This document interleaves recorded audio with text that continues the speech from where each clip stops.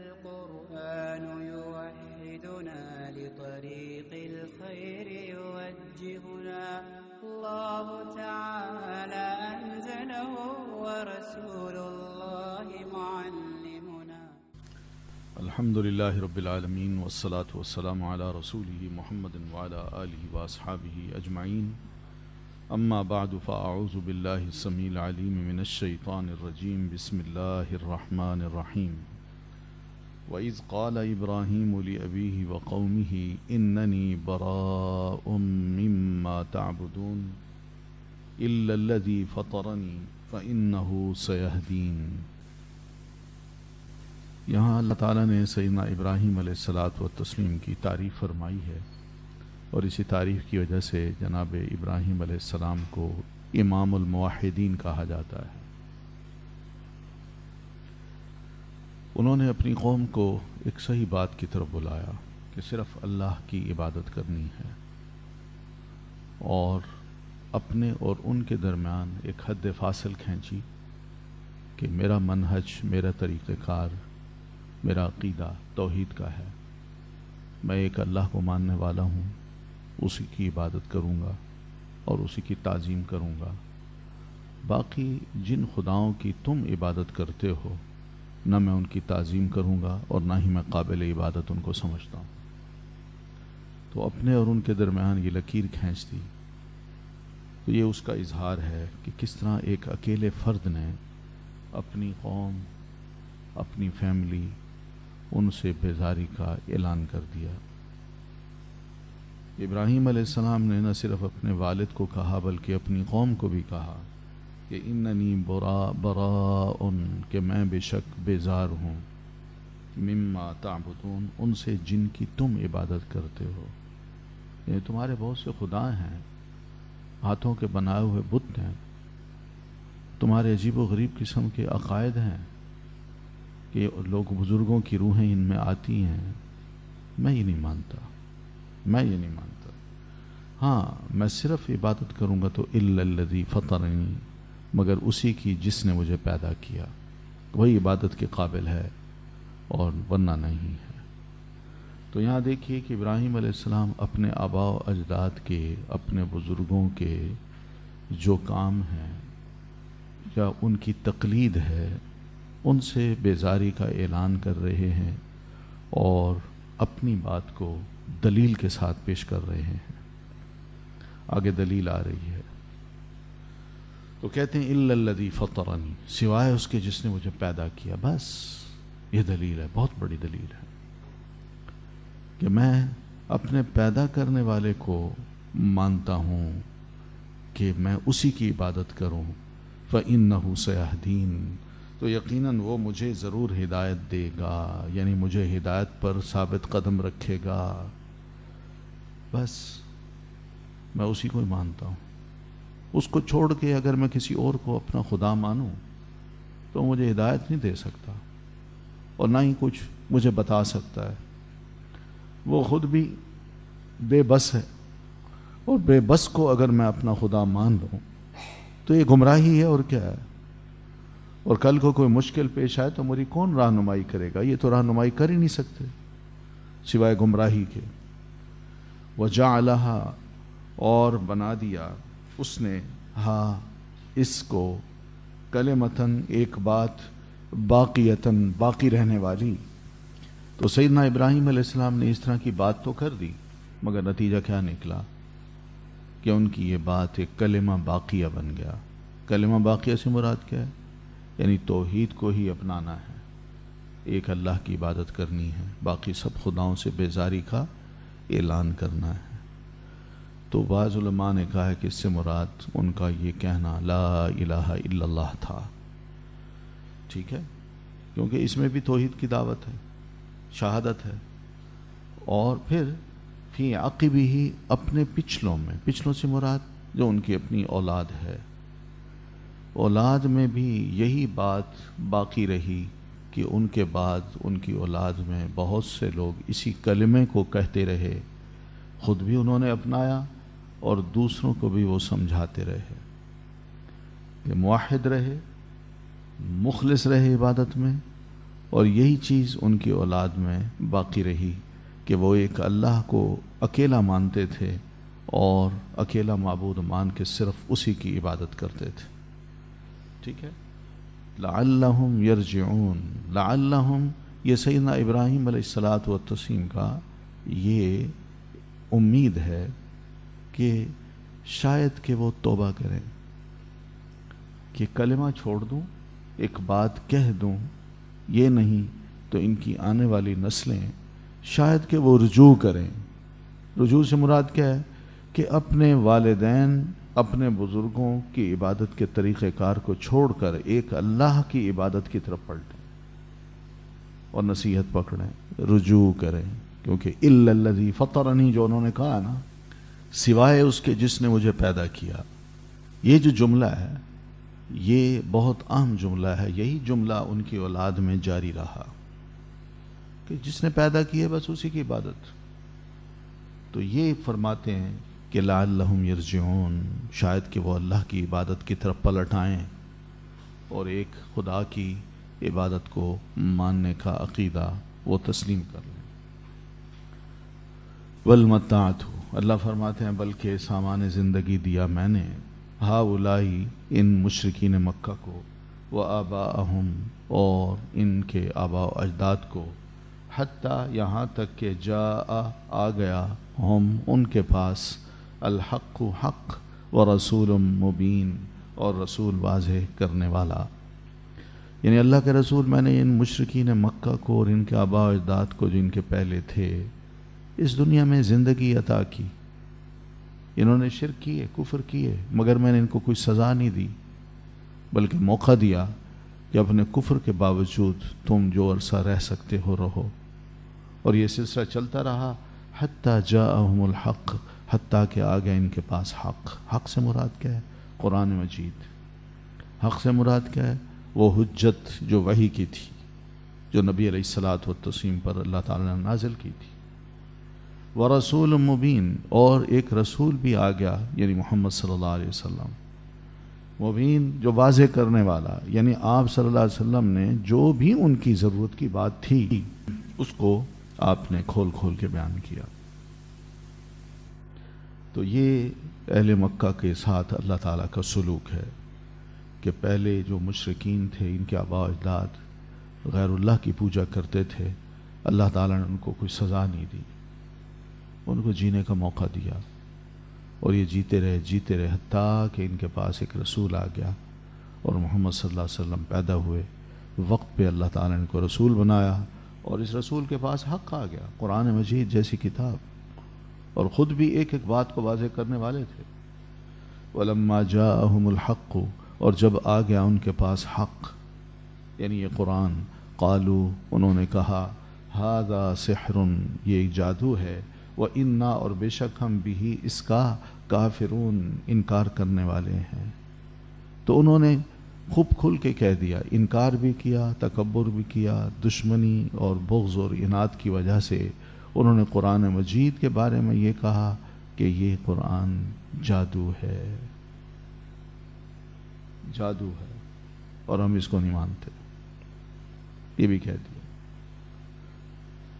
اللہ فرماتے ہیں پھر کہنے لگے وقالو، اور وہ کہنے لگے لولا نزل، کیوں نہیں نازل کیا گیا ھذا القرآن، یہ قرآن، علی رجل، اوپر کسی شخص کے، من القریتین، دو بستیوں میں سے، عظیم، بہت بڑے. قریتین سے مراد مکہ اور طائف، دو بستیاں ہیں، دو شہر ہیں. تو ان دو شہروں میں مکہ میں رہتا تھا ولید بن مغیرہ، قریشی تھا، اور طائف میں رہتا تھا حبیب بن عمر ابن عمیر الثقفی. حبیب ابن عمر ابن عمیر الثقفی. تو یہ دو عظیم انسان ہیں. ان بستیوں میں سے ہر بڑے انسان پر اگر یہ قرآن یا وحی نازل ہوتی اور اس کو رسول بنا لیا جاتا تو شاید زیادہ اچھا تھا. محمد صلی اللہ علیہ وسلم پر کیوں اترا ہے قرآن؟ آپ کو کیوں رسول بنایا گیا ہے؟ بس یہ ان کی سوچ تھی. وہ سمجھتے تھے کہ حق جو ہے ہمارے مالدار سرداروں کے پاس ہوا کرتا ہے، یا وہی حق پانے کے مستحق ہوتے ہیں جو ان کے رئیس لوگ ہیں، جو ان کے لیڈرز ہیں. اس طرح ان کی عقلیں جو تھیں اور خواہشات وہ یعنی جھکتی تھی. کوئی لیڈر وہ ہوتا ہے جو لیڈر ہوتا ہے وہی اس کو نازل وہی اس پر نازل ہونی چاہیے، اس پر اترتی ہے. یہ محمد صلی اللہ علیہ وسلم کون سے لیڈر ہیں؟ یہ تو مکہ کے ایک عام سے انسان ہے. لیکن ہمارے ہاں جو لیڈر ہے یہ تو ولید ابن مغیرہ ہے، یا پھر طائف میں جو لیڈر ہے وہ ہے حبیب ابن عمر. تو ان پر اللہ تعالیٰ وہی نازل کر کے ان کو رسول بنا دیتا. ان کو کیوں بنایا؟ تو اللہ تعالیٰ نے فرمایا اہم یقسمون رحمت ربک، کیا وہ تقسیم کرتے پھرتے ہیں رحمت آپ کے رب کی؟ نحن قسمنا، ہم تقسیم کر رکھی ہے ہم نے، بینہم درمیان ان کے، معیشتہم معیشت ان کی. اللہ فرماتے ہیں کیا وہ تیرے رب کی رحمت کو تقسیم کرنے کا اختیار رکھتے ہیں؟ کہ مکی لوگ یہ جو کہہ رہے ہیں ان پر وحی کیوں نازل ہوئی، ان کو اللہ نے رسول کیوں نہیں بنایا؟ مکہ کا بڑا لیڈر تھا ولید، اس کو بنا دیتا، اس پر وحی نازل ہوتی. یہ طائف کا جو تھا اس پر وحی نازل ہوتی. تو عظیم جو لفظ ہے نا، عظیم سے مراد انہوں نے یہی لیا ہے. اللہ فرماتے ہیں اہم یقسمون ربک رحمت ربک، اور بھئی وحی جو ہے یہ تیرے رب کی رحمت ہے. کیا یہ اس کا اختیار اللہ کو ہونا چاہیے، ان کو ہونا چاہیے؟ کیا اللہ کی مرضی چلنی چاہیے ان کی؟ کیا اللہ بہتر جانتا ہے کہ میں جس کو وحی دے رہا ہوں وہ اس وحی کے بوجھ کو اور اس کے چیلنج کو گوارا کر لے گا، برداشت کر لے گا؟ یا جس کو یہ کہتے ہیں وہی ان کو دی جائے اور ان کو رسول بنا بھی دیا جائے تو کیا یہ آنے والے چیلنجز جو ہیں ان کا مقابلہ کر بھی سکتے ہیں یا نہیں؟ اور پھر نبوت ہے، رسالت ہے، یہ کوئی ریوڑیاں تھوڑی ہیں جو مرضی سے بانٹ دی جائیں، یا کوئی جمہوریت تھوڑی ہے کہ الیکشن کروا کے لوگوں کو منتخب کر کے کہہ دیا جائے کہ یہ نبی ہے، یہ رسول ہے. اور بھئی یہ تیرے رب کی رحمت ہے، وہ اختیار رکھتا ہے کہ میں کس کو رسول بناؤں، کس پر وحی نازل کروں، کس کو یہ اعزاز بخشوں. ان کے پاس کوئی اختیار نہیں ہے. تو اللہ تعالیٰ نے فرمایا کہ میں اپنی رحمت کو اپنی مرضی سے تقسیم کرتا ہوں، ان کو کوئی اختیار نہیں، اور نہ ہی یہ اعتراض کر سکتے ہیں کہ ان پر کیوں وحی نازل ہوئی ہے، مکہ کے رئیس پر یا طائف کے رئیس پر کیوں نہیں وحی نازل ہوئی. اللہ فرماتے ہیں یہ تو بات ہے نبوت کی، باقی رہا تمہاری اپنی روزی کا جو معاملہ ہے اس کے بارے میں کہہ دوں نحن قسمنا بینہم معیشتہم فی الحیات الدنیا، ہم نے ان کے درمیان ان کی معیشت کو، ان کی گزران کو تقسیم کر رکھا ہے فی الحیات الدنیا، دنیا کی زندگی میں. یعنی یہ بھی ہمارا کام ہے، معیشت کو بھی میں نے تقسیم کیا ہے، یہ اس پر بھی کنٹرول نہیں کر سکتے، میں جس کو چاہوں دے دوں. یعنی ایک ایسا بندہ جو بول نہ سکتا ہو، کھل کے اظہار نہ کر سکتا ہو، چالاک نہ ہو، جسمانی طور پر کمزور ہو، ڈل ہو، اللہ اس کو کھل کے رزق دے دے. اور ایک ایسا بندہ جو خوب زبان چلاتا ہو، چالاک ہو، لیکن اللہ چاہے تو اس کے رزق کو تنگ کر دے. یہ اللہ کا کام ہے. نحن قسمنا بینہم، ہم نے تقسیم کیا ان انسانوں کے درمیان معیشتہم، ان کی معیشت کو. جس طرح اللہ تعالیٰ نے ہر انسان کی صورت دوسرے سے مختلف بنائی ہے، اخلاق دوسرے سے مختلف بنائے ہیں، بینی اسی طرح اللہ تعالیٰ نے معیشت کو بھی ایک دوسرے سے مختلف کر دیا. اور یہ کیوں کیا ہے کہ وَرَفَعْنَا بَعْضَهُمْ فَوْقَ بَعْضٍ دَرَجَاتٍ، اور بلند کیے ہیں ہم نے ان کے بعض کو اوپر بعض کے درجات میں، لِيَتَّخِذَ بَعْضُهُمْ بَعْضًا سُخْرِيًّا، تاکہ بنائیں ان کے بعض کو خدمتگار. یعنی ہم نے انہی انسانوں میں کسی کو غنی بنا دیا ہے، امیر ہے، کوئی امیر ترین ہے. تو یہ درجے ہیں، ایک کو دوسرے پر بڑھا چڑھا کے دیا ہے. اور یہ کیوں دیا ہے کہ لِيَتَّخِذَ بَعْضُهُمْ بَعْضًا سُخْرِيًّا، تاکہ بنائے بعض ان کا، یعنی جو امیر آدمی ہے، بعضن سے مراد فقیر کو، امیر آدمی اپنے کم تر سے جو مال میں کم ہے اس کو بنائے کیا؟ سخریہ، مددگار یا خدمتگار یا روزی کا ذریعہ۔ سخریہ کا ایک بہترین مطلب یہ بھی ہے، روزی کا ذریعہ، یعنی دونوں ایک دوسرے کی خدمت کریں، وہ اس سے کام لے، وہ اس کو جاب دے۔ تو اس طرح دونوں ایک دوسرے کے ضرورت مند ہوتے ہیں۔ وَرَحْمَتُ رَبِّكَ، اور رحمت تیرے رب کی، اللہ کے رسول صلی اللہ علیہ وسلم، خیرٌ، بہتر ہے۔ یہ کیا رحمت ہے؟ جنت میں داخلہ۔ ان انسانوں کے لیے تیرے رب کی یہ رحمت کہ ان کو جنت میں داخل کر دے، یہ زیادہ بہتر ہے مما یجمعون، ان مالوں سے جو دنیا میں وہ جمع کرتے ہیں۔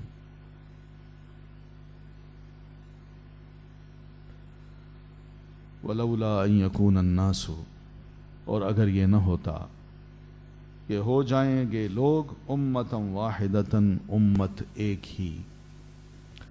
یہاں اللہ تعالیٰ فرماتے ہیں کہ میں جس طرح مال کو انسانوں میں تقسیم کرتا ہوں، اور خوبصورتی کے یا زینت کے جتنے بھی اسباب ہیں عیش کے، اچھی زندگی کے، وہ دنیا والوں کو میں دیتا ہوں، تو اس پر لوگوں کو اعتراض ہے کہ کسی کو زیادہ دے رکھا ہے، کسی کو تھوڑا دے رکھا ہے۔ ورنہ دیکھا جائے تو یہ مال، یہ دولت اللہ تعالیٰ ہر ایک کو دے دے تو نتیجہ کیا نکلے گا؟ فساد پھیلے گا، فساد پھیلے گا۔ ہر امیر دوسرے امیر کو نیچا دکھاتا، اور ہر دولت مند دوسرے دولت مند کو بلیک میل کرتا، اور یہ چیزیں اہل ایمان کو بڑی تکلیف دیتی، بلکہ اہل ایمان تو اپنے دین کے بارے میں بھی فتنے میں پڑ جاتے۔ جیسے آج ہیں، دولت کی ریل پیل ہے، دولت کی دوڑ ہے ایک حاصل کرنے کی، اور ہر بندہ اسی کے پیچھے پڑا ہوا ہے، نہیں دیکھ رہا وہ جائز ہے، ناجائز ہے، حلال ہے، سود ہے، جوا ہے، وہ سب کام کرنے کو تیار ہے۔ تو یہ ایک ہی لیول کے اگر لوگ ہونا شروع ہو جائیں تو فساد ہوتا ہے۔ اپنی اپنی لمٹس میں رہ کے اللہ تعالیٰ کی اس تقسیم پر انسان مطمئن رہیں، اور جتنی محنت کریں گے، محنت کے ذریعے جو کمائیں گے وہ زیادہ بہتر کمائی ہے۔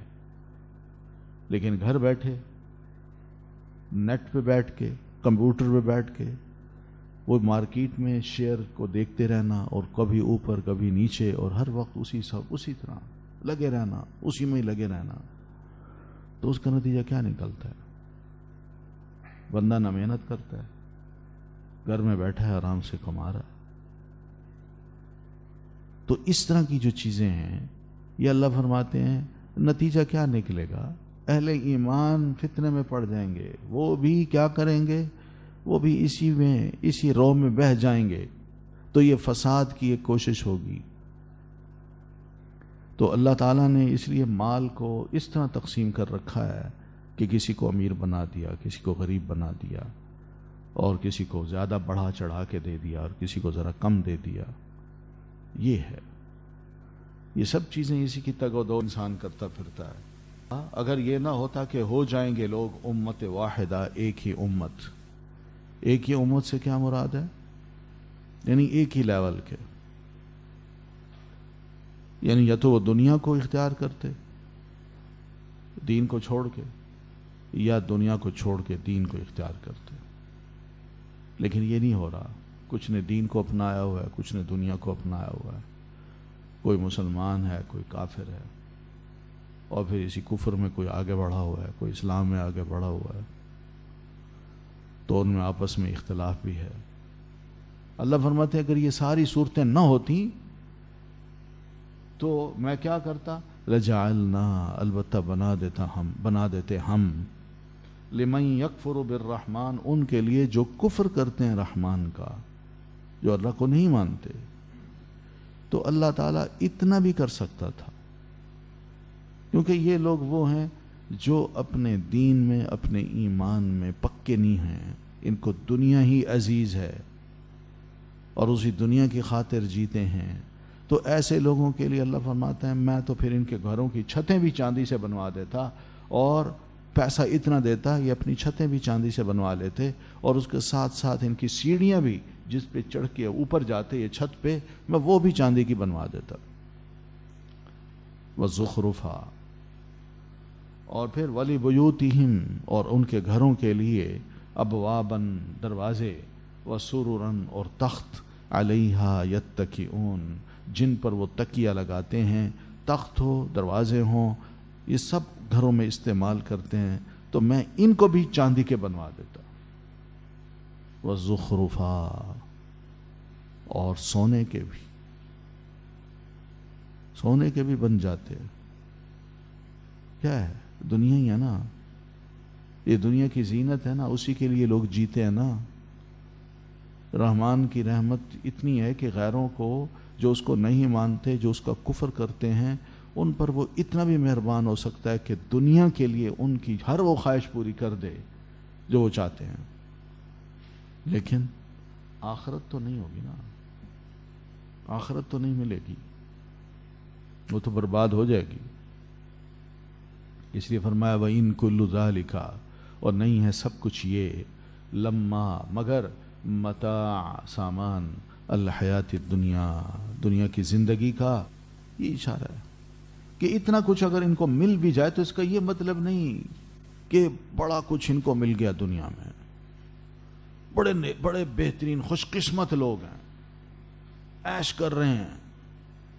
نہیں، یہ دلیل نہیں ہے اس بات کی کہ انسان کے گھر ایسے ہوں جن کی چھتیں سونے اور چاندی کے بنی ہوئے ہوں، جن کی سیڑھیاں گھروں کے اندر کی سونے اور چاندی کے ہوں، اور دروازے اور تخت جن پر وہ بیٹھتے ہیں وہ بھی سونے چاندی کے ہوں. یہ تو دنیا کی زندگی ہے، دنیا کا سامان ہے بھائی، یہ ختم ہونے والا ہے. وقتی طور پر ایک انسان اس سے فائدہ اٹھا لیتا ہے، لیکن جب وہ مر جاتا ہے تو سب کچھ چھوڑ کے اکیلا اپنی قبر میں جاتا ہے. تو قبر میں کیا اس کو یہ سب چیزیں فائدہ دیں گی؟ کیا اس کی قبر اچھی ہوگی؟ اس لیے فرمایا وَالْآخِرَةُ عِنْدَ رَبِّكَ لِلْمُتَّقِينَ، اور آخرت آپ کے رب کے نزدیک متقی لوگوں کے لیے ہے. یعنی بالخصوص، یعنی آخرت کا جو گھر ہے، جنت، اس کا جمال، اس کی رونق اور اس کا حسن، یہ سب کچھ اللہ تعالیٰ نے متقی لوگوں کے لیے بنایا ہے. اور یہ ایسا بنایا ہے کہ وہاں سے کبھی بھی ادھر ادھر نہیں جائیں گے، اور نہ یہ نعمتیں کبھی ختم ہوں گی. تو متقی لوگ تو اس کو ترجیح دیتے ہیں، آخرت کے گھر کو. اور بے ایمان قسم کے لوگ وہ دنیا کو ترجیح دیتے ہیں. وہ اپنے سارے عمل میں، ساری کوششوں میں آخرت کو بھولے ہوئے ہوتے ہیں. تو آگے فرمایا من یعشو، اور جو یعشو اندھا بن جائے، عن ذکری، ذکر سے، الرحمن، رحمان کے، نقید، ہم مقرر کر دیتے ہیں، لہو، اس کے لیے، شیطاناً، ایک شیطان، فہو، تو وہ، لہو، اس کا، قرین، ساتھی ہو جاتا ہے. اللہ تعالیٰ سرکش جن کو، سرکش شیطان کو ان ظالم انسانوں پر مسلط کر دیتا ہے. کس وجہ سے؟ ان کی سرکشی کی وجہ سے، کہ رحمان کا ذکر کرنا نہیں، رحمان کی کوئی نصیحت قبول کرنی ہی نہیں. ہم انکار کرتے ہیں، نہیں مانتے رحمان کو، وہ کوئی مہربانی نہیں کرتا. تو اللہ فرماتے ہیں پھر ایسے شخص کے لیے ہم ایک شیطان مقرر کر دیتے ہیں، جن، جو اس کا ساتھی بن جاتا ہے، اور پھر اس کے بعد فَهُوَ لَهُ قَرِينٌ، تو وہ اس کا ساتھی ہو جاتا ہے. تو یعشو کا کیا مطلب ہے؟ اندھا بن جانا، غفلت اختیار کرنا، اعراض برتنا. ٹھیک ہے؟ تو کچھ علماء یہ کہتے ہیں کہ عشیہ یا عشی سے ہے، یہ عشیہ یا عشا سے ہے، یا عشا، ٹھیک ہے. اور اسی سے ایک بہت بڑا شاعر گزرا ہے، اعشا اس کو کہتے ہیں، اعشا، تو وہ بھی اسی سے ہے، یعنی اندھا. وَمَن يَعْشُ، اور جو بھی اندھا بن جائے، عن ذکر الرحمن، رحمان کے ذکر سے. یہ قرآن اللہ تعالیٰ کا ذکر ہے، یہ نصیحتیں جو کرتا ہے بندہ اس کو سنتا نہیں، اندھا بنا ہوا ہے، مست ہے اپنی دنیا میں، کوئی پرواہ نہیں ہے اس کو رحمان کی اس نصیحت سے. تو پھر اللہ فرماتے ہیں نقید لہو شیطانا، بس پھر شیطان ہی اس پر مقرر کر دیتے ہیں، اور وہ اس کا ہر وقت ساتھی ہوتا ہے. جہاں جاتا ہے وہی شیطان اس کو پٹی پڑھاتا ہے، یہ غلط کام کر لو، یہ فساد کے کام کر لو، یہ حرام کے کام کر لو، وہی کرتا ہے. وَإِنَّهُمْ، اور بے شک وہ شیطان، لَيَصُدُّونَهُمْ، البتہ وہ روکتے ہیں ان لوگوں کو، عن السبیل، راستے سے، وَيَحْسَبُونَ، اور وہ سمجھتے ہیں، أَنَّهُمْ، کہ بے شک وہ مہتدون، ہدایت یافتہ ہیں. یہ ہے ان کا کام. شیطان پھر ایسے لوگوں کو اللہ کے راستے کی طرف آنے سے روکتے ہیں. کوئی نیک کام نہ کرو، اور چھوڑو حلال حرام کو، جو آ رہا ہے اس کو لو. یہ ہے وہ چیز کہ سیدھے راستے پہ وہ نہیں آنے دیتے، اکساتے ہیں ان کو، سیدھے راستے پہ آنے سے روکتے ہیں کہ اگر تم اس راہ پہ چل گئے تو کاروبار کیسے ہوگا، جھوٹ نہیں بولو گے تو پیسے کیسے کماؤ گے، سود نہیں لوگے تو کاروبار کیسے کرو گے. روکتے ہیں ان کو، اسلام کی بات نہ مانو، اللہ تعالیٰ کی نصیحت کو، دین کی نصیحت کو قبول نہ کرو، حلال حرام کے فرق میں مت پڑو. یہ ان کی تاکید ہوتی ہے، یہ ان کا بار بار سبق ہوتا ہے ان کو. اور پھر وہ ویسے ہی بن جاتے ہیں جیسے شیطان چاہتے ہیں، اور اپنی ہر حرکت پہ ان کو بڑا ناز ہوتا ہے، اور وہ سمجھتے ہیں کہ انہم مہتدون، کہ وہ تو ہدایت یافتہ ہیں، کہ ہم تو بڑے اچھے لوگ ہیں. بس آخر کچھ ہیں تو مل رہا ہے نا. یہ ہے، یہ وہ پٹی ہے جو کہ شیطان ان کو پڑھاتا ہے، اور ان کو اللہ کی یاد سے، اللہ کی میسج سے، اللہ کے سبق سے یا شریعت سے دور کر دیتا ہے. حتیٰ اذا جاءنا، حتیٰ کہ جب وہ آئے گا ہمارے پاس، قالا، وہ کہے گا، یا لیتا، اے کاش، بینی، میرے درمیان، و بینکا، اور درمیان تمہارے، بعد، دوری ہوتی، المشرقین، دو مشرقوں کی، فبئسا، تو کتنا برا، القرین، ساتھی ہے. یہ مر کے جب ہمارے پاس آئے گا نا یہی بندہ، شیطان کا ساتھی، اس وقت یہ اپنے انجام کو دیکھ کے کہ بد عملیاں تو میں نے کی ہیں، کوئی نیکی کا کام تو کیا نہیں، تو اس وقت اپنی بد عملی کے انجام کو دیکھ کے کہے گا اپنے اسی شیطان ساتھی کو، یا لیت بینی و بینک و بینک بعد المشرقین، کاش کہ دنیا میں میرے اور تمہارے درمیان اتنی دوری ہوتی جیسے مشرق اور مغرب کے درمیان دوری ہے. ان کا ملنا جیسے ناممکن ہے، کاش اسی طرح تمہارا ملنا مجھے بھی ناممکن ہوتا. تم نے مجھے غلط کام، غلط پٹیاں پڑھائیں، غلط میرے نظریات بنائے، غلط باتیں سکھائیں، ہر نیکی سے روکا. کاش کاش، فبئس القرین، تو کتنا برا ہے ساتھی. یہ ہے دوستی اس نے جس سے کی، وہ اس کو برباد کر گیا. دنیا تو بنا گیا لیکن دنیا بھی وقتی طور پر، اور جب مرا تو خالی ہاتھ، اور آگے ہمیشہ کی زندگی تباہ ہو گئی. وَلَن يَنفَعَكُمُ الْيَوْمَ، اور ہرگز نہ فائدہ دے گی تم کو آج کے دن، اذ ظلمتم، جب ظلم کر چکے تم، انکم، بے شک تم، فی العذاب، عذاب میں، مشترکون، مشترک ہو.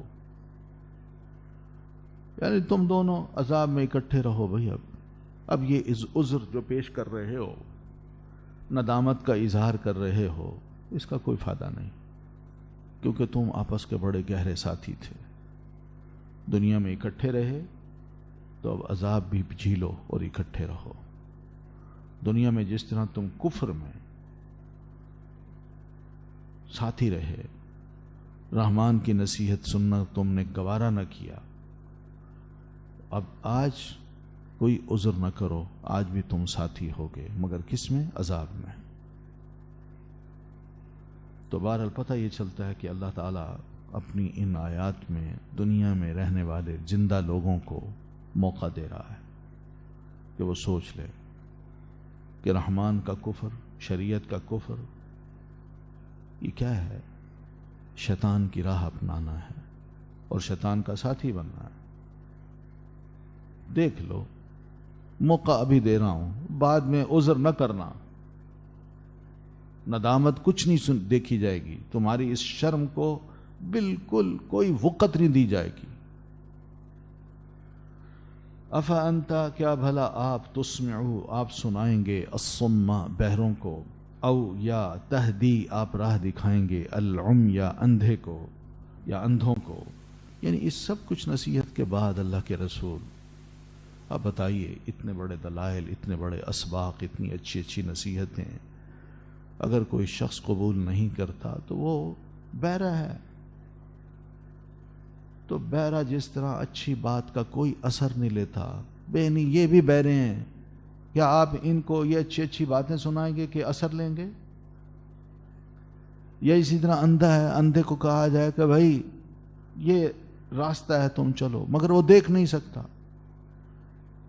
بہنی یہ اندھے لوگ ہیں، ان کو راستہ دکھایا جا رہا ہے مگر یہ دیکھنا نہیں چاہتے۔ یہ حق یہ ہے، یہ حق کا راستہ ہے، یہ کامیابی کا راستہ ہے، یہ سعادت کا راستہ ہے، آؤ اس پہ چلو۔ لیکن کوئی نہیں مانتا، وہ یہی چاہے گا کہ میں گمراہی کے راستے پہ چلوں، آنکھیں ہوتے ہوئے بھی وہ گمراہی کے راستے پہ چلتا ہے۔ اور رسول محترم جس طرح کی نصیحت فرما رہے ہیں، آپ اپنے عمل سے لوگوں کو بتا رہے ہیں، اس سے وہ اندھے ہیں۔ اللہ کے رسول، کیا آپ ایسے لوگوں کو قرآن سنائیں گے؟ یہ بہترین نصیحت ہے۔ یہ تو وہ قبول کرتے ہیں جن کی آنکھیں کھلی ہوں، جن کے کان کھلے ہوں، جو سن سکتے ہوں۔ وَمَنْ كَانَ فِي ضَلَالٍ مُبِينٍ، اور جو کھلی گمراہی میں ہو، کیا تم آپ اس کو بھی یہ قرآن سنائیں گے، یہ نصیحت کی باتیں کریں گے؟ وہ تو گمراہی میں اتنا ہی ڈوبا ہوا ہے کہ اس کو ضرورت ہی نہیں ہے، پرواہ ہی نہیں ہے کہ کوئی مجھے نصیحت کرے یا میں کسی کی نصیحت سننا چاہتا ہوں۔ فَإِمَّا نَذْهَبَنَّ بِكَ، پھر اگر ہم لے جائیں بِكَ آپ کو، فَإِنَّا، تو بے شک ہم مِنْهُمْ ان سے، منتقمون، انتقام لینے والے ہیں۔ تو اللہ کے رسول یہ کہتے رہتے ہیں، دعائیں کرتے ہیں، سوچتے ہیں کہ وقتی جذبہ ہے، تھوڑا عرصہ ہے، یہ فوت ہو جائیں گے، پھر اس کے بعد یہ سارا جوش بیٹھ جائے گا اور ہمیں کوئی سزا نہیں مل سکتی۔ یہ محض باتیں ہیں، اور دنیا میں اس کے ہوتے ہوئے بھی ہمیں کوئی سزا نہیں مل سکتی۔ ان کی اوقات کیا ہیں؟ یہ چند تو لوگ ہیں، کیا ہم سے لڑیں گے؟ اور پھر جب فوت ہو گئے تو اس کے بعد یہ سارے جذبے بیٹھ جائیں گے، قیادت ختم تو منصوبہ بھی ختم۔ تو اللہ فرماتے ہیں یہ ان کے ارادے ہیں، یہ ان کی خواہشات ہیں، لیکن ایک بات سنیے کہ بالفرض اگر ہم آپ کو لے جائیں، یعنی آپ کو فوت کر دیں، اس دنیا سے اٹھا لیں، فَإِنَّا مِنْهُمْ مُنْتَقِمُونَ، تو کیا یہ بچیں گے؟ ہم نے ان سے بھی تو انتقام لینا ہے نا، یہ مر کے آئیں گے ہمارے پاس آخرت میں تو ہم ان سے پوچھیں گے۔ یا اس کا دوسرا مطلب یہ ہے کہ اللہ کے رسول اس سے پہلے کہ ہم آپ کو ان کے خلاف کوئی مدد دیں کہ آپ جیتیں اور شکست کھائیں، اس سے پہلے ہم آپ کو فوت کر دیں، یا پھر یہ ہے کہ ہم آپ کی مدد اس طرح کریں کہ آپ کو فوت نہ کریں، لیکن آپ اور آپ کے جو مومن ساتھی ہیں ان کے ذریعے سے ان کو شکست دے کے آپ کے سینوں کو، سب مسلمانوں کے سینوں کو ٹھنڈا کر دیں۔ یہ کام بھی نہ ہو، ٹھیک ہے مسلمان تکلیف اٹھائیں اور آپ صلی اللہ علیہ وسلم بھی خود یعنی ہم آپ کو فوت کر دیں، تو کیا یہ لوگ ہمارے انتقام سے بچ سکتے ہیں؟ ان کا کفر جو ہے، اس کفر کی ان کو سزا ضرور مل کے رہے گی، یاد رکھیں۔ او نرینک، یا ہم دکھائیں گے آپ کو، الذی وہ جس کا وعدناہم وعدہ کیا ہم نے ان سے، فإنا تو بے شک ہم علیہم ان پر مقتدرون قدرت رکھنے والے ہیں۔ یا پھر اللہ کے رسول ہم آپ کو وہ کچھ بھی دکھا سکتے ہیں جس کا ہم نے آپ سے وعدہ کیا ہے۔ وہ کیا وعدہ ہے؟ وہ یہی ہے کہ اللہ کے رسول آپ ہی، اسلام ہی کامیاب ہوگا، مومن ہی بچ جائیں گے، اور جو کفر ہے وہ ذلیل ہوگا، باطل ختم ہوگا، وہ جا کے رہے گا، وہ مٹ کے رہے گا۔ تو یہ چیزیں ہم آپ کو دکھا سکتے ہیں دنیا میں، کیونکہ ہم نے اس کا وعدہ کیا آپ سے۔ تو اللہ فرماتے ہیں فَإِنَّا عَلَيْهِ مُقْتَدِرُونَ، اس پر ہم پوری قدرت رکھتے ہیں، یعنی دونوں پر، پچھلی بات پر بھی اور اس بات پر بھی۔ اور اللہ کے رسول صلی اللہ علیہ وسلم کو اللہ تعالیٰ نے ابھی فوت نہیں کیا تھا کہ ان کافروں کا برا انجام نبی علیہ الصلوۃ والتسلیم کو اور مسلمانوں کو اللہ نے دکھا دیا، جس سے رسول محترم صلی اللہ علیہ وسلم کی آنکھیں ٹھنڈی ہوئیں، اور پھر نبی علیہ الصلوۃ والتسلیم نے ان کی لاشیں دیکھی میدان میں، حتیٰ کہ جو بڑے بڑے قلعوں میں محفوظ تھے، ان قلعوں سے بھی اللہ نے ان کو باہر نکال کے نبی علیہ الصلوۃ والتسلیم کے ہاتھوں شکست دی۔ تو یہ ہے وہ چیز جو نبی علیہ الصلوۃ والتسلیم کی وفات سے پہلے نبی اللہ تعالیٰ نے سارے انجام کفار کو بھی دکھا دیے اور نبی علیہ الصلوۃ والتسلیم کو بھی کامیاب قرار دیا۔ تو فاستمسک، تو اللہ کے رسول مضبوطی سے تھام لیجئے، بالذی اسے جو اوحیا وحی کی گئی ہے الیک آپ کی طرف، انکا بے شک آپ علی صراط راستے پر ہیں، مستقیم سیدھی۔ تو یہ کیا چیز ہے جس کو مضبوطی سے تھامنا ہے؟ جو وحی آپ کی طرف کی گئی، یہ کیا چیز ہے؟ اسلام۔ تو اسلام کو، یا جو وحی آپ کی طرف قرآن کیا گیا ہے، اس کو اللہ کے رسول آپ مضبوطی سے تھامے رکھیے۔ مسلمانوں کو کہا ہے آپ کے ذریعے سے، جو جھٹلاتا ہے وہ جھٹلائے، جو نہیں مانتا نہ مانے، مگر مسلمان کا کام کیا ہے؟ ہر حال میں اسی قرآن کو اپنا اوڑھنا بچھونا بنائے۔ جو جھٹلانے والے ہیں ان کا جواب نہ دے، خود اس کو اوڑھنا بچھونا بنائے، اس پر عمل کرے، اور اس کی ہدایات جیسی ہیں ویسے ہی چلے۔ وجہ کیا ہے؟ انکا علی صراط مستقیم۔ اس قرآن کو مان کے جب آپ اپنے لائف جس طرح گزار رہے ہیں، یہی ضمانت ہے اس بات کی کہ آپ بالکل سیدھی راہ پہ ہیں، اور آئندہ جو مسلمان آئیں گے وہ بھی اگر صرف اسی قرآن مجید کو تھام لیں اور باقی جتنے بھی کفار کے پروپیگنڈے ہیں ان کی پرواہ نہ کریں، تو انشاءاللہ وہ بھی سیدھی راہ پہ ہوں گے۔ وَإِنَّهُ، اور بے شک یہ قرآن، لَذِكْرٌ، البتہ ایک نصیحت ہے، لَكَ آپ کے لیے، وَلِقَوْمِكَ اور آپ کی قوم کے لیے، وَسَوْفَ تُسْأَلُونَ اور ان قریب تم پوچھے جاؤ گے۔ یعنی یہ قرآن مجید ایک بہت بڑی کتاب ہے، ذکرٌ لک، اس کا ایک تو مطلب ہے کہ ایک بہت بڑی نصیحت ہے آپ کے لیے، یا ایک بہت بڑا شرف ہے آپ کے لیے، ایک بہت بڑی عزت ہے آپ کے لیے، ولی قومی کا اور آپ کی قوم کے لیے بھی، یعنی جو قریشی ہیں آپ کی قوم ہے، ان کی بھی اس میں باتیں ہیں، ان کا بھی اس میں شرف بیان کیا گیا ہے۔ اس لیے اس قرآن مجید کو وہ تسلیم کریں، اس سے ان کی عزت بڑھے گی، اور اگر بالفرض نہیں مانتے تو ذلیل بھی ہوں گے، یہ بھی یاد رکھیں۔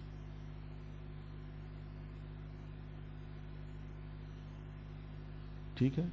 تو نبی علیہ الصلوۃ والتسلیم کو اللہ تعالیٰ نے جو مقام اور مرتبہ دیا، اس میں یہی بات ہے کہ قرآن مجید کو آپ پڑھتے جائیں، نبی علیہ الصلوۃ والتسلیم کا بھی ذکر ملتا ہے۔ اور قرآن پڑھتے جائیں تو آپ کو مکی صورتیں جتنی بھی ہیں ان میں مکی لوگوں کا ذکر ملتا ہے، اور مکی لوگوں میں سر فہرست یہی قریشی ہیں، اور یہی قریشی کچھ مسلمان ہوتے ہیں، کچھ مخالف ہوتے ہیں۔ جو مسلمان ہیں ان کا بھی بڑا خوبصورت ذکر اللہ تعالیٰ نے کیا، والسابقون السابقون والذین ہاجروا فی سبیل اللہ، بڑے فخر سے کیا۔ للفقراء المہاجرین، یہ سب کون ہے؟ یہی ہیں مکہ کے لوگ، آپ کی قوم ہے۔ اور پھر یہ بھی ہیں تبت یدا ابی لہب وتب، یہ بھی آپ کی قوم کا فرد ہے۔ تو یہ دیکھ لیں کہ اللہ تعالیٰ نے اس قرآن مجید میں ان کے اچھے لوگوں کا بھی تذکرہ کر دیا ہے اور انتہائی برے لوگوں کا بھی تذکرہ کر دیا ہے۔ یہ اپنا شمار اب کن لوگوں میں کرانا چاہتے ہیں؟ اور یہ مت سمجھیں کہ یہ قرآن مجید کو وقتی کتاب ہے، یہ قیامت تک اب اللہ کی کتاب باقی رہنے والی ہے۔ اس لیے یہ سوچ سمجھ کے انکار کریں اور سوچ سمجھ کے اس کو قبول کریں، مخالفت میں نہ آئیں، پہلے سوچ لیں۔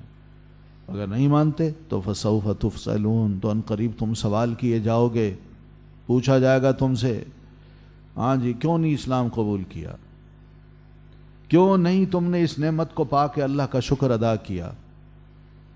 تو اس لیے اللہ کے رسول آپ سے بھی ہم پوچھیں گے اور ان سے بھی پوچھیں گے، وسوف تسألون، کہ تمہیں قرآن سنایا گیا تم نے اس پر کیا عمل کیا۔ پھر اسی طرح وَإِنَّهُ لَذِكْرٌ لَكَ وَلِقَوْمِكَ، قوم سے مراد مسلمان ہیں، قیامت تک کے آنے والے مسلمان، کہ اللہ کے رسول اس قرآن مجید میں آپ کے لیے بھی بڑی نصیحت کی باتیں ہیں، اور آپ کے مومن جو ماننے والے ہیں قیامت تک کے ان کے لیے بھی بڑی نصیحت کی باتیں ہیں۔ اب ہم نے دونوں سے سوال کرنا ہے، آپ سے بھی کرنا ہے اور آنے والی نسلوں سے بھی کرنا ہے جو مسلمان ہیں، کہ بتاؤ اس کی نصیحت پر کتنا عمل کیا اور کتنا نہیں کیا۔ وَاسْأَلْ، اور آپ پوچھ لیجئے، من، اس سے جو ارسلنا، بھیجا ہم نے، من قبل کا، آپ سے قبل، من رسولنا، اپنے رسولوں میں سے، اجعلنا، کیا بنائے ہم نے، من دون الرحمانی، سوائے رحمان کے، آلہتن، کچھ معبود، یعبدون، جن کی بندگی کی جائے۔ یہ کہتے ہیں نہیں، اور بھی بہت سے خدا ہیں۔ تو اللہ کے رسول آپ یوں کیجئے، ہم نے آپ سے پہلے جن رسولوں کو بھیجا تھا ان کی کتابیں موجود ہیں، ان کے ماننے والے موجود ہیں، یعنی تورات والے اور انجیل والے، یہ دونوں موجود ہیں۔ آپ ذرا ان سے پوچھ لیجئے، کیا ان کے پاس رسول توحید کی دعوت نہیں لائے تھے؟ یا یہ کہا تھا کہ اور بہت سے خدا ہیں، رحمان کو چھوڑیے اور بہت سے خداؤں کو مانیے؟ کیا انہوں نے توحید کا درس دیا تھا کہ ایک اللہ کی عبادت کیجئے؟ یا یہ کہا تھا کہ بہت سے جو خدا ہیں ان کی عبادت شروع کر دیجئے، ان کی تعظیم کیجئے؟ تو اللہ کے رسول ذرا ان سے پوچھئے، یہ آپ کی دعوت سے پھر کیوں چڑھتے ہیں؟ یا آپ ان کو جو کہہ رہے ہیں قولوا لا الہ الا اللہ، تو اتنے گرم کیوں ہوتے ہیں؟ یہ کیوں غصہ دکھاتے ہیں؟ وَلَقَدْ أَرْسَلْنَا، اور البتہ تحقیق بھیجا ہم نے، موسیٰ علیہ السلام کو، بِآیاتنا، ساتھ اپنی آیات کے، اِلیٰ فرعون، طرف فرعون کے، وَمَلَئِهِ، اور اس کے سرداروں کے، فقالا، تو اس نے کہا، انی رسول، بے شک میں رسول ہوں، رب العالمین، رب العالمین کا۔ تو یہاں موسیٰ علیہ السلام کا ایک واقعہ بیان شروع کر دیا اللہ تعالیٰ نے، کہ فرعون جو اس وقت کفار کا طاغوت تھا، بہت بڑا سرکش انسان تھا، جس نے اللہ کے ساتھ شرک کیا تھا اور خود بھی سرکش بنا، زمین میں اس نے فساد برپا کر رکھا تھا۔ تو ان کے پاس سیدنا موسیٰ علیہ السلام کو، اس کے پاس اور اس کے سرداروں کے پاس، سیدنا موسیٰ علیہ السلام کو چند نشانیاں، چند معجزات دے کے بھیجا۔ تو یہ بات نبی علیہ السلام کو اس لیے سنائی جا رہی ہے کہ آپ کو بھی تسلی ہو کہ اللہ کے رسول فرعون صفت لوگ مکہ میں موجود ہیں اور ان کی عادات بھی وہی ہیں جیسے اس فرعون کی تھیں. جس طرح اس فرعون نے سیدنا موسیٰ علیہ السلام کے معجزات کو جھٹلایا، نہ مانا، اسی طرح یہاں آپ کے وقت کے جو فرعون ہیں وہ بھی یہ چیزیں اگر نہیں مان رہے تو کوئی بات نہیں، آپ تسلی رکھیں. انہوں نے موسیٰ علیہ السلام کا مذاق اڑایا، آپ کا بھی مذاق اڑایا جا رہا ہے. جس طرح ہم نے آپ کو رسول بنا کے ان کی طرف بھیجا ہے، اسی طرح موسیٰ علیہ السلام کو فرعون اور اس کے سرداروں کی طرف رسول بنا کے بھیجا تھا. تو انہوں نے جو یہ کہا تھا انی رسول رب العالمین، میں رسول ہوں رب العالمین کا. فلما جاءہم بآیاتنا، پھر جب وہ آیا ان کے پاس ساتھ ہماری نشانیوں کے، اذا ہم منہا، تب وہ ان سے یضحکون، ہنستے تھے. یہ نشانی ہے، یہ معجزہ ہے تو چلو یہ نبی بن گیا، اور یہ تو جادوگر ہے. یعنی ان کا مطالبہ بھی ہوا کہ آپ اگر واقعی اللہ کے نبی ہیں تو کوئی شے لائیے، کوئی دلیل دیجئے جس کی بنیاد پہ ہم آپ کو نبی مان سکیں، کوئی معجزہ دکھائیے. تو جناب موسیٰ علیہ السلام نے جو ہی وہ معجزہ دکھایا تو اس کا مذاق اڑانے لگ گئے، ہنسے خوب اور اس کو کہہ دیا کہ یہ جادو ہے. یہ حال تھا. اور نبی علیہ السلام کے ساتھ بھی ایسا ہی کر رہے تھے. آپ قرآن سناتے، قرآن کو کہتے یہ جادو ہے. وما نریہم، اور نہیں ہم دکھاتے انہیں، من آیت، کوئی نشانی، الا مگر، ہیا وہ، اکبر، زیادہ بڑی ہوتی تھی، من اختہا، اپنی جیسی سے. تو اللہ فرماتے ہیں ہم ان کو کسی بھی قسم کی نشانی دکھاتے جو حضرت موسیٰ علیہ السلام کو ہم نے عطا کی ہوئی تھی، اور بڑی بڑی وہ نشانیاں تھیں. ہر نشانی اپنی پہلی نشانی سے بڑی ہوتی تھی. جیسے پڑھا نا ہم نے، فارسلنا علیہ طوفان والجراد والقمل والضفادع، طوفان، ٹڈی کا طوفان، پھر اسی طرح جوئیں یا پسو وہ ان میں چھوڑ دیے، پھر وہ ختم ہوئے تو مینڈکوں کا بھرمار کر دی، وہ ختم ہوئی تو ہر شے کو ہم نے خون بنا دیا. یہ ایک نشانی پچھلی نشانی سے بڑی ہوتی تھی، مگر نہیں مانے، وہ نہیں مانے. بلکہ جب بھی کوئی ایسا عذاب آتا تھا تو وہ حضرت موسیٰ علیہ السلام کے پاس آ کے عرض کرتے تھے کہ اپنے رب سے دعا کر، بما عہد عندک، کیونکہ وہ تیرا خیال زیادہ کرتا ہے. اگر تم نے ہم سے یہ تکلیف دور کروا دی تو ہم ضرور تجھ پر ایمان لائیں گے. ہر نشانی کے بعد وہ یہ کہتے تھے، مگر جب اللہ تعالیٰ اس تکلیف کو دور کر دیتا تو فوراً کہتے، مذاق اڑاتے، کفر کرتے، انکار کرتے، نہیں مانتے ہم. تو یہ ان کی حالت تھی. تو اللہ فرماتے ہیں میں نے تو یہ ساری نشانیاں ان کو اس لیے دکھائی تھیں کہ لعلہم یرجعون، شاید کہ وہ پلٹیں، توبہ کریں اور موسیٰ علیہ السلام کی نصیحت کو مان لیں. مگر وہ نہیں مانے، بلکہ وقالوا، انہوں نے کہا، یا ایھا الساحر، اے جادوگر، ادع لنا، دعا کر ہمارے لیے، ربک، اپنے رب سے. یعنی کوئی عذاب آتا تو حضرت موسیٰ علیہ السلام کے پاس آتے اور یہی کہتے، اور یہ نہیں کہتے تھے یا موسیٰ یا رسول اللہ، بلکہ مذاق اڑانے کے لیے کہتے یا ایھا الساحر، او جادوگر. یہ حالت تھی ان کی. اگر یہ تکلیف دور ہو جائے تو ہم تجھ سے وعدہ کرتے ہیں کہ تجھ پر ایمان لائیں گے اور تجھے مان لیں گے کہ واقعی تو اللہ کا رسول ہے. تو وہ شرط بھی لگاتے تھے، اپنے رب سے دعا کرو، اپنے رب سے سوال کرو، اننا لمہتدون، یقیناً البتہ ضرور ہدایت پا لیں گے. فلما، پھر جب، کشفنا، ہٹا دیتے ہم، عنہم، ان سے، العذاب، عذاب کو، جو ہی عذاب دور ہوتا وہ توڑ دیتے. کہتے نہیں یہ ایسے ہی تھا، یہ جو چیز تھی اس نے تو ویسے ہی جانا تھا، مگر کیا ہم اپنے آبائی مذہب کو چھوڑ دیں؟ یہ مذاق ہے، ہم نے تو ایسی ہی بات کی تھی آزمانے کے لیے. تو آپ دیکھیں کہ کس طرح ان کی ڈیلنگ ہے سیدنا موسیٰ علیہ الصلوۃ والتسلیم کے ساتھ. یا ایھا الساحر، کتنا برا جملہ ہے، ایک نبی کو یہ کہہ رہے ہیں. یا تو اس کا مطلب یہ ہے کہ جو ہم پر اپنے جادو کے ذریعے سے غلبہ پا چکا ہے، یا تو یہ اس سے مراد لیتے ہیں، یا پھر یہی معنی لیتے ہیں یا ایھا الساحر کا کہ وہ آپ جادو کو بہت زیادہ جاننے والے ہیں، بڑے عظیم جادوگر ہیں. یا اپنی عادت کے مطابق انہوں نے جس طرح حضرت موسیٰ علیہ السلام کا یہ نام رکھا ہوا تھا ویسے ہی کہہ دیا یا ایھا الساحر. لیکن اس میں کوئی احترام نہیں ملتا، توہین ملتی ہے. اور موسیٰ علیہ السلام سب کچھ اللہ کی خاطر برداشت کرتے ہیں. وَنَادَى فِرْعَوْنُ، اور پکارا فرعون نے، فی قوم ہی، اپنی قوم میں، قالا، اس نے کہا، یا قومی، اے میری قوم، الیسا، کیا نہیں ہے، لی، میرے لیے، ملک و مصر، بادشاہت مصر کی. اب فرعون نے کہا اور بھائی کیا ملک میں میری بادشاہت ہے یا کسی اور کی ہے؟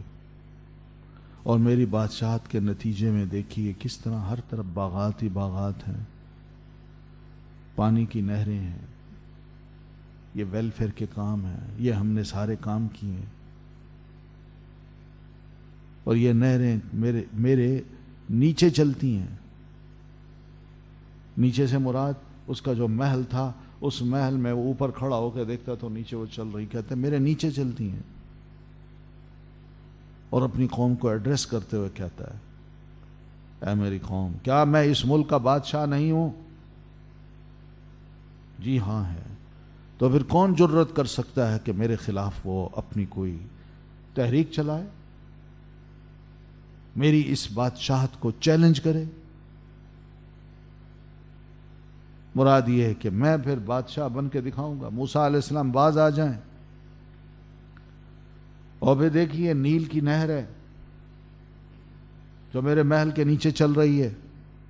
افلا تبصرون، کیا بھلا نہیں تم دیکھتے میری اس عظیم سلطنت کو، میری طاقت کو، اور موسیٰ علیہ السلام کی انتہائی کمزوری کو، جو نہ بادشاہ ہے، نہ اس کے پاس لشکر ہے، نہ اس نے کوئی ویلفیئر کے کام کیے ہیں.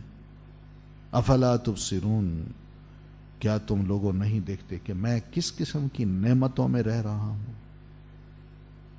بڑے بڑے محلات ہیں، اور میرے مقابلے میں موسیٰ علیہ السلام ہیں جو کوڑی کوڑی کے محتاج ہیں. تو بہرحال اس نے اپنی مصری بادشاہت پر بڑے فخر کا اظہار کیا، اور سیدنا موسیٰ علیہ الصلوۃ والتسلیم کو چیلنج بھی کر دیا اور کہا، اقتدار تمہارے پاس نہیں ہے، تم مجھے چیلنج کر رہے ہو، میں یاد رکھنا تمہیں سزا دوں گا. اور اللہ تعالیٰ کی طرف سے یہ ساری ڈھیل تھی. پھر کہتے ہیں، ام انا خیر من ھذا، بلکہ میں بہتر ہوں اس شخص سے، الذی، وہ جو، ہوا مہین، وہ حقیر ہے. کہتے بلکہ میں سیدنا موسیٰ علیہ الصلوۃ والتسلیم سے زیادہ بہتر ہوں، اور یہ میرے مقابلے میں حقیر سے انسان ہے، ان کی کوئی ویلیو نہیں ہے، نہ ان کی بادشاہت ہے، نہ سلطنت ہے، نہ مال ہے ان کے پاس. اور پھر دوسری بات یہ کہ ولا یکاد یبین، اور یہ بات کو سمجھا بھی نہیں سکتے، واضح بھی نہیں کر سکتے. یعنی سیدنا موسیٰ علیہ السلام اتنی کلیئر کٹ بات کر رہے تھے. وہ سمجھتا تھا کہ ایک ایک بات اتنی زبردست دلیل ہے، جو میں بات کرتا ہوں وہ ان کی چھوٹا سا جملہ اس کا بہترین توڑ ہوتا ہے، جو مجھے اشتعال دلاتی ہیں چیزیں. یہ کہیں دوسروں کو گمراہ نہ کر دے، میرے اندر ایمان میں کوئی تبدیلی نہ آ جائے، کہیں لوگ اس کے قائل نہ ہو جائیں. یہ اس کی حالت تھی. ولا یکاد یبین کا یہ مطلب ہے. ٹھیک ہے. بعض کہتے ہیں کہ وہی بات جو پہلے بھی میں عرض کر چکا ہوں کہ سیدنا موسیٰ علیہ الصلوۃ والتسلیم کی لکنت پر اس کا اعتراض ہے. نہیں، ایسا مسئلہ نہیں ہے، یہ بات درست نہیں ہے. فلولا القیا، تو کیوں نہیں ڈالے گئے علیہ اس پر اسورتن کنگن من ذہب سونے کے، او یا جاء آئے معہ ساتھ اس کے الملائکۃ فرشتے مقترنین جمع ہو کر۔ اور بھئی یہ اگر واقعی کوئی اللہ کا نبی ہے تو کم از کم اس پر آسمان سے سونے کے بڑے بڑے کنگن اتار پھینکے جاتے کہ یہ لو پہنو،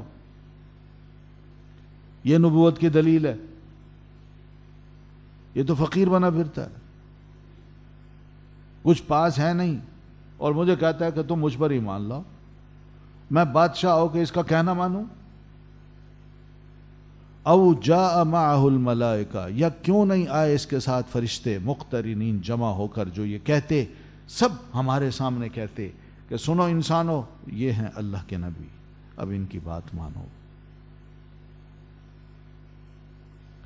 کچھ تو ہو، کچھ بھی نہیں ہے۔ تو فاستخف قومہ، تو اس نے ہلکا کر دیا اپنی قوم کو، فاطاعوہ، تو انہوں نے اطاعت کی اس کی، انہم، بے شک وہ، کانو تھے وہ، قومن لوگ، فاسقین فاسق۔ فاستخف کا مطلب اس نے اپنی قوم کو جاہل سمجھا، یا دوسرا مطلب ہے کہ فاستخف کہ اس نے اپنی قوم کو بڑا ہلکا سمجھا۔ کیا مطلب؟ کہ تھوڑی سی میں بات کرتا ہوں، ان کا ذہن پھر میری طرف آ جاتا ہے اور موسیٰ علیہ السلام کو چھوڑ دیتے ہیں۔ کم عقل لوگ ہیں، اگر ان کے پاس عقل ہوتی تو یہ مجھے چھوڑ کے سیدنا موسیٰ علیہ السلام کے ساتھ شامل ہو چکے ہوتے۔ تو بس اس چیز نے اس کو تسلی دی کہ میرے اقتدار کو کوئی چیلنج نہیں کر سکتا، قوم میرے ساتھ ہے۔ ایک چھوٹا سا بیان دیتا ہوں، قوم مان جاتی ہے، وہ سنتی ہے، ان کی سوچ کو میں بدل دیتا ہوں۔ پھر یہ ہلکے لوگ ہیں، تھوڑا سا دباؤں، میرے سامنے آتے ہیں تو بول نہیں سکتے، کب کب آتے ہیں، ہلکے لوگ ہیں۔ تو اس لیے بس ان کو بس بے وقوف سمجھو، بھیڑ بکریاں سمجھو، ان کو ہانکو۔ تو فرعونی صفت کے جو لوگ ہیں جب اپنی قوم کو دیکھتے ہیں کہ یہ ہلکے لوگ ہیں، یہ اپنا دماغ استعمال نہیں کرتے بلکہ میرے دبکانے سے یہ دب جاتے ہیں، تو پھر بادشاہ بھی دلیر ہو جاتے، وہ کہتے ہیں یہ پاگل ہیں، بے وقوف لوگ ہیں۔ عوام کو چھوڑی، ان کو بے وقوف بنانے کے لیے ہم تقریریں کرتے ہیں، کرنا وہی کچھ ہے جو ہمارا دل چاہے گا۔ تو یہ اس کا مزاج تھا، اس نے اپنی قوم کا یوں اندازہ لگا لیا تھا کہ میری قوم بڑی ہلکی ہے، تھوڑا سا میں دھمکی دوں تو یہ بس کپ کپانے لگتے ہیں، ان کے اندر جرت ہی نہیں ہے کہ میرے سامنے کھڑے ہو کے بات کر سکیں، یا سیدنا موسیٰ علیہ الصلوۃ والتسلیم کی بات کو تسلیم کر سکیں۔ تو یہ قوم فرعون ہے، قوم بنی اسرائیل نہیں ہے، وہ تو بیچاری پہلے ہی غلام تھی۔ تو فَأَطَاعُوهُ، تو اس طرح اس قوم نے اس کا کہنا مانا، سب کے سب اسی کے پیچھے رہے۔ ٹھیک ہے نا؟ وجہ کیا تھی؟ عقل کم تھی، سوچتے کم تھے، بس جو بادشاہ نے کہا وہ ٹھیک ہے۔ تو اللہ فرماتے ہیں انہم کانوا، یقیناً تھے وہ، قوماً فاسقین، لوگ فاسق۔ ہاں یہ دیکھ لیجئے، یہ نہیں کہا جا سکتا کہ لیڈرز خراب کرتے ہیں قوم کو، بلکہ قوم خود بھی خراب ہوتی ہے۔ اللہ نے ان کو عقل دی ہے، سمجھ دی ہے، جرت دی ہوتی ہے، زبان دی ہوتی ہے، کیوں نہیں بولتے؟ کیوں اس کے سامنے تھر تھراتے ہیں؟ کیوں نہیں حق بات کہتے اس کے سامنے؟ اگر کہنا مانتے ہیں تو اس کا مطلب ہے وہ خود ہی برے لوگ ہیں، حقیقت ہے۔ تو اس لیے یہ ساری جو صورتحال اس وقت ہمارے ہاں تاریخ میں بنی ہے، تو اس کی وجوہات لیڈر نہیں ہوتے بلکہ قوم کا اپنا ذہن بھی ہوتا ہے، وہ بھی ان کو ایسا ہی بنا دیتے ہیں۔ تو اس لیے اللہ کی نظر میں وہ قوم بھی کیا ہوتی ہے؟ مجرم ہوتی ہے۔ فاسقین کا مطلب کیا ہے؟ یعنی اللہ کی اطاعت سے نکل گئے، اور اپنے لیڈر کی اطاعت میں آ گئے، اس کو ترجیح دی اور اللہ تعالیٰ کی بات نہ سنی. فلما آسفونا، پھر جب انہوں نے ناراض کیا ہمیں یا غصہ دلایا ہمیں، انتقمنا، انتقام لیا ہم نے، منہم، ان سے، فاغرقناہم، پھر غرق کر دیا ہم نے انہیں، اجمعین، سب کے سب کو. بس انہوں نے جب ہمیں ناراض کیا، غصہ دلایا، یعنی ہم بار بار ان کو معجزات دکھا رہے ہیں، بار بار چیلنجز ان کے قبول کر رہے ہیں، اور موسیٰ علیہ الصلوۃ والتسلیم جیت رہے ہیں، اپنی نبوت کے حجتیں قائم کرتے جا رہے ہیں، پھر بھی یہ نہیں مانتے. تو یہ ہم پہ بڑا پھر غصہ آیا. تو پھر ہم نے سوچا ٹھیک ہے، اب ہم اپنے غصے کا انتقام ان سے لیتے ہیں. تو وہ کیا کیا؟ فاغرقناہم، لائے ان کو سمندر میں، این سمندر میں لا کے ان سب کو غرق کر دیا. بس، اور ایک کو نہیں، سب کو، اجمعین، ایک ایک کو، قوم کے ایک ایک فرد کو. فجعلناہم، پھر بنا دیا ہم نے ان کو، سلفاً، گئے گزرے لوگ، ومثلاً، اور ایک مثال، للآخرین، بعد والوں کے لیے. تو ان کے عمل کو ہم نے ایسا عمل بنا دیا کہ جو بس گزر گیا، بس، یعنی ایک کہانی بنا دیا. اور پھر ومثلاً، اور ایک مثال بھی بنا دیا کہ جو بھی ان جیسے عمل کرے گا تو وہ یاد رکھے وہ بھی اپنے ان فرعونیوں کی طرح ایک مثال بن جائے گا. للآخرین، بعد والوں کے لیے.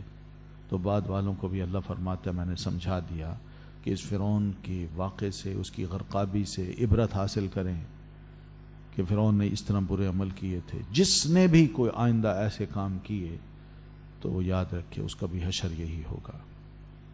سبحانک اللہم و بحمدک، اشہد ان لا الہ الا انت، استغفرک و اتوب الیک.